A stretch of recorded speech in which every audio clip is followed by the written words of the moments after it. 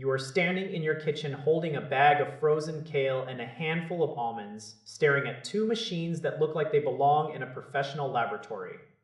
One is the long-standing king of the counter, a machine that defined high-end blending for years. The other is the shiny new challenger, promising a more modern interface and a sleeker aesthetic.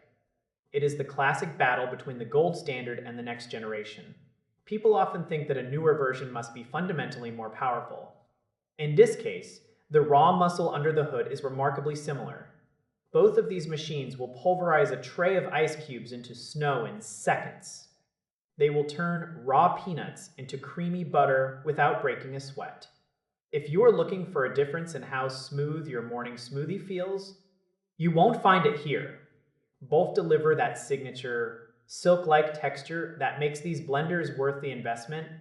The real shift happens when you look at how you actually interact with the machine. The older favorite relies on a very sleek, minimalistic touchscreen.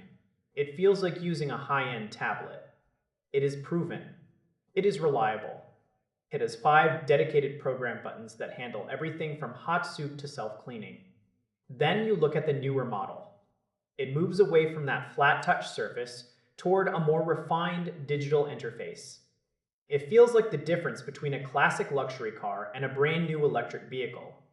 The materials feel slightly more premium, with a brushed finish that resists fingerprints better than the old glossy surfaces. Both machines are incredibly smart. They can sense which container you have attached. If you swap the large pitcher for a small blending cup, the internal computer knows exactly what to do. It adjusts the maximum blending time so you don't accidentally blow the lid off a small batch of dressing. This intelligence is standard across both, which is a huge win for versatility. Let's be honest about the noise though. Neither of these is a library quiet device. When you ramp up the speed to the highest setting, your neighbors will know you are making breakfast. It is a powerful mechanical roar. If you want a machine that has been put through the ringer by thousands of home cooks, the established model is a safe bet.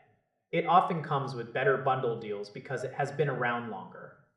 However, if you are the type of person who wants the latest design language and a more modern control scheme, the newcomer is the way to go. It represents where the company is headed. It is a long-term play for your kitchen aesthetic. You are choosing between a legendary workhorse and its more polished successor. Both will last you a decade or more. Both will make the best soup you have ever tasted in a blender. Think about the friction alone. You can throw raw vegetables and cold water into either of these pitchers, turn it on high, and walk away. A few minutes later, you have steaming hot soup. Not because of a heating element, but because the blades are spinning so fast, they actually cook the food. That is the kind of raw power we are dealing with here. The veteran model has a legacy of being the top-tier choice for professionals and enthusiasts alike. It has a certain weight to it that screams durability.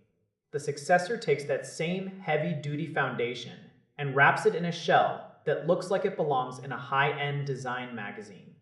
It is less about whether one can blend better and more about how you want your kitchen to feel.